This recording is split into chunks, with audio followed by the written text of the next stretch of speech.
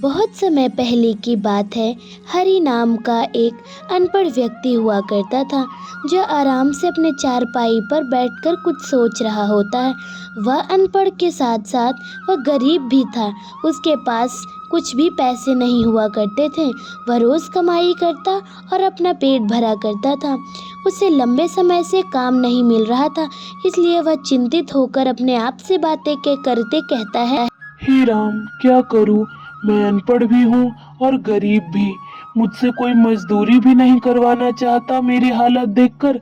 ना ही कोई मुझे भीख देता है। सभी कहते हैं हट्टे कट्टे तो हो, भीख क्यों मांगते हो? वैसे मेरे घर के बगल में एक दुकान खुली है, वहीं जाकर काम मांगता हूँ मैं। हरी के घर के बगल में एक नए कपड़े की दुकान खुली थी, जिसमें कि नौकर की ज़रूरत थी। इसलिए वहां पर हरी अपने काम के सिलसिले में पहुंच गया। वह काम मांगने उस मालिक के पास गया और कहता है, साहब, यहाँ के मालिक कौन है? मुझे उनसे बात करनी है, जरा बुला दीजिए ना। ओह अच्छा, तुम मालिक को ढूंढ रहे हो। मालिक तो तुम्हारे सामने बैठा है। हाँ, मैं ही हूँ इस दुकान का मालिक। बताओ, क्या काम है मुझसे? साहब, मैं गरीब इंसान हूँ। मेरे पास खाने को पैसे नहीं हैं। मुझे आप काम पर रख लीजिए। मैं आपका सारा काम करूँगा मालिक। बस एक बार आप काम पर मुझे रख लीजिए। बड़ा बेबस हूँ मैं अपने पेट के खातिर। कोई काम है तो ज़रूर बताइएगा मालिक। हाँ, नौकर की तो मुझे सख्त ज़रूरत है, लेकिन मैं एक ऐसे नौकर की तलाश में हूँ जो मुझे कम पगार में काम करके दे। मैं ज़्यादा पगार नहीं दे सकता, क्योंकि अभी अभी मेरी नई नई दुकान खुली है। तो बोलो। जी जी, मैं आपका सारा काम कर दूंगा, वो भी कम पगार में। हरी कम पगार में काम करने के लिए राजी हो जाता है, लेकिन अब हरी का वहाँ भी बस नहीं चलता है। वह अनपढ़ होने के कारण बहुत सी बेवकूफ़ियाँ किया करता था, जिसके वजह से अमीर अमीर लोग वहाँ से बिना कुछ खरीदे निकल जाया करते थे, जिसके वजह से हरी को वहाँ से उस कपड़े की दुकान के मालिक बाहर निकाल देते हैं। अब हरी बहुत उदास हो जाता है। अब वह भूखा ही हमेशा रहने लगता है। बहुत दिन बीतते हैं और तभी उसके घर में गांव की एक मौसी आती हैं। वह कहती हैं, अरे हरी बेटा, कैसा है तू? पहचाना मुझे? सोच रही थी यहीं से जा रही हूँ तो मिलती जाऊँ तुझसे। क्या हाल चाल है बेटा तेरे? बड़ा दुबला हो गया है, कुछ खाता नहीं है क्या? काम धंधा कैसा है? काम की बात सुनकर अचानक से हरी की आंखों में आंसू डबडबा जाते हैं और वह डबडबाई आंखों से कहता है, क्या करूं मौसी, काम ही तो नहीं मिल रहा है। जो एक काम मिला था वो भी मुझे अनपढ़ की वजह से खराब हो गया। अब मैं भूखी हालत में भटक रहा हूँ, मांग मांग कर खा रहा हूँ। कोई नहीं देता कुछ मुझे खाने को। अरे हरी बेटा, ऐसे उदास मत हो। अभी तेरी मौसी जिंदा है। ऐसा कर, तू मेरे साथ मेरे गांव चल, और वहीं मेरे पास 3 विशाल जामुन के पेड़ हैं। उनसे अच्छी कमाई हो जाएगी तेरी। अब तो मैं ठहरी बूढ़ी औरत, अब मैं क्या करूँगी पैसों का? अब जितने पैसे तू कमाएगा उतने में से थोड़े मुझे दे देना तू, बाकी के रख लेने। धन्यवाद मौसी आपका। आपने मुझ गरीब पर बहुत दया की है। आपको बहुत बहुत धन्यवाद। बताइए क्या क्या काम करना पड़ेगा मुझे, मैं सारा काम कर दूंगा। आप अरे सारी बातें यहीं रहकर करोगे क्या? चलो अब मेरे साथ मेरे घर चलो। मेरे घर में मैं अकेली रहती हूँ, वहीं पे सारा काम करना तुम। चलो मेरे साथ। मौसी हरी को लेकर अपने गांव चली जाती हैं। मौसी अकेले रहा करती थी। उनके पास रहने के लिए बहुत ही अच्छा घर था। उनके बेटे बहू बाहर विदेश में रहते थे और उन्होंने अपनी माँ को छोड़ दिया था।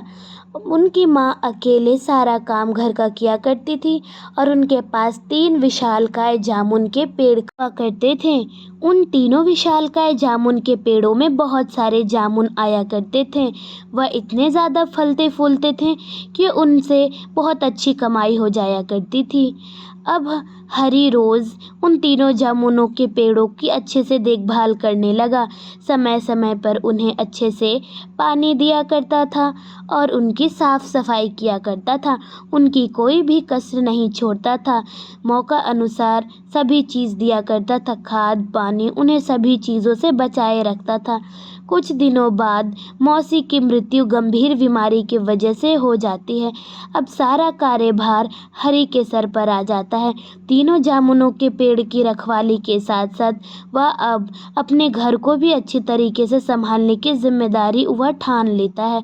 जामुनों के पेड़ की रखवाली अब अपने जान से ज्यादा हरी किया करता था। वह जामुनों के पेड़ को आखिरी निशानी मौसी की समझकर उन पे अपनी जान छिड़कने लगता है। वह सभी पेड़ को अपने जान से ज्यादा प्यार किया करता था। वह पेड़ में अब इतने ज्यादा फल आ चुके थे कि अब उन्हें बेचना जरूरी था। हरी आता है और सोचता है, बहुत ज्यादा फल लग चुके हैं अब तीनों जामुनों के पेड़ों में। अब मुझे इन्हें बेचना बहुत जरूरी है, वरना ये अगर ज्यादा पक जाएंगे तो इनमें कीड़े हो जाएंगे।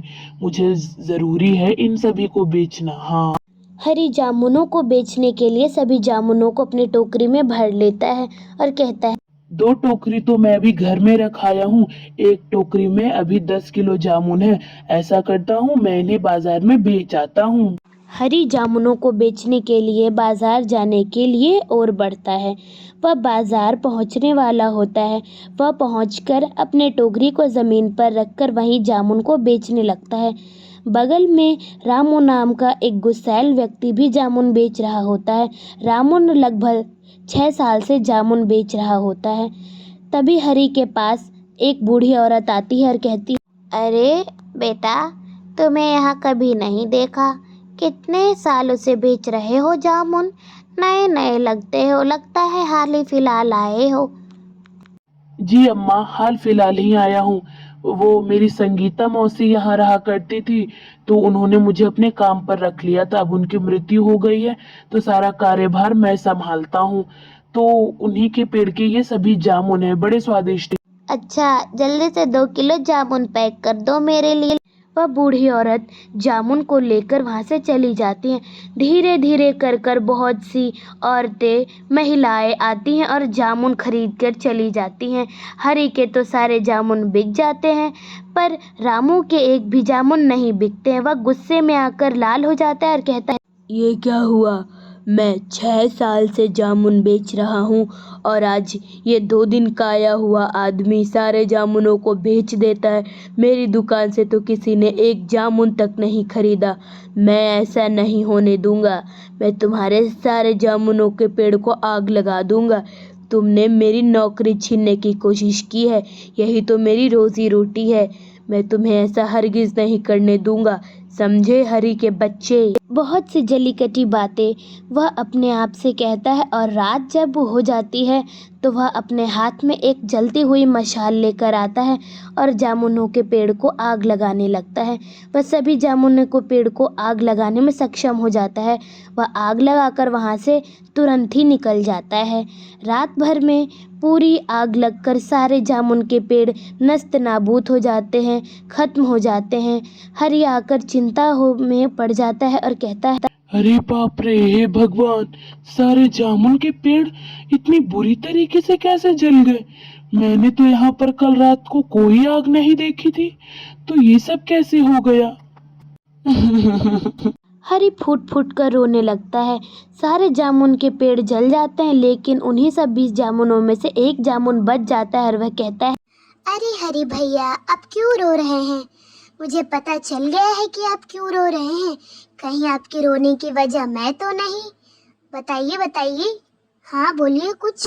जामुन की आवाज सुनकर वह अचानक से घबरा जाता है और कहता है, अरे अरे, ये आवाज कहाँ से आई? यहाँ पे तो कोई भी नहीं है। अरे, ये आवाज यहाँ से आ रही है। मैं जादुई जामुन हूँ और आपको पता है, मैं तो जानबूझकर जल गया क्योंकि मैं उस व्यक्ति की सच्चाई आपके सामने लाना चाहता हूँ। मैं जल गया हूँ, लेकिन अभी मैं तुरंत आपके सामने सभी पेड़ों में वापस से आ जाऊंगा। मैं जादुई के साथ साथ जो मुझे नुकसान पहुंचाने की कोशिश करता है उसका मुंह तब तक काला हो जाता है जब तक आप उसे नहीं देख लेते। जिसने भी मुझे नुकसान पहुंचाने की कोशिश की उसका मुंह काला हो जाएगा। जादुई जामुन का पेड़ ये कहता है और तभी वहाँ पर सारे पेड़ों में जामुन भर जाते हैं। तभी हरी कहता है, ओह, तो सच में तुम जादुई जामुन का पेड़ हो। मुझे तो विश्वास नहीं हो रहा है कि मैं एक जादुई जामुन का पेड़ का मालिक हूँ। तो बताओ किसने लगाया है आप? रामू भैया, ये आग मैं तो नहीं बता सकता किसने लगाया, लेकिन वह आपसे माफी मांगने जरूर आएगा और उसका मुंह पूरा काला हो जाएगा। जब तक वह आपसे माफी नहीं मांगेगा तब तक उसके मुंह पे वो काला दाग हमेशा के लिए रह जाएगा। वह अभी आता ही होगा आपसे माफी मांगने। जादुई जामुन ये बातें कहकर अदृश्य हो जाता है। वहाँ पर तभी रामू आता है और कहता है, ओह, तो तुम ही हो मेरे पेड़ को आग लगाने वाले। तुम ही ने मेरे सावरे जामुनों को नष्ट करने की कोशिश की थी। पर ऐसा क्यों किया था तुमने? मैंने तो तुम्हारा कुछ भी नहीं बिगाड़ा था। देखो तो कैसे मुंह काला होया है। मुझे माफ़ कर दीजिए हरी भैया। मुझे लगा कि आप आ गए हो बाज़ार में तो सारे आप ही के जामुन खरीदेंगे। मैं तो ऐसे ही गरीब व्यक्ति बनकर रह जाऊंगा। मेरे तो बीवी बच्चे हैं, मैं क्या करूं? इसलिए मैंने सोचा आपके जामुनों को पेड़ को नष्ट कर देता हूं। मुझे माफ़ कर दीजिए। अब से मैं ऐसा कुछ भी नहीं करूंगा जिससे आपको तकलीफ़ हो। मुझे माफ़ कर दीजिए। रामू माफ़ी मांगने लगता है। हरी बड़ा दिल रखकर उसे माफ़ करने की सोचता है। वह कहता है, ठीक है, मैं तुम्हें माफ कर देता हूँ, लेकिन अब से तुम किसी को भी नुकसान मत पहुंचाना। अगर तुमने दोबारा किसी को नुकसान पहुंचाने की कोशिश की तो तुम्हारे शकल पे ये जो काली कारिक पुती है ना, वह जिंदगी भर के लिए रह जाएगी। इसलिए अब से तुम ऐसी कोई भी बेवकूफी मत करना। धन्यवाद हरी भैया, आपका बहुत बहुत धन्यवाद। वहाँ से रामू धन्यवाद बोलकर चला जाता है। तो कैसी लगी कहानी ज़रूर बताएं एंड सब्सक्राइब।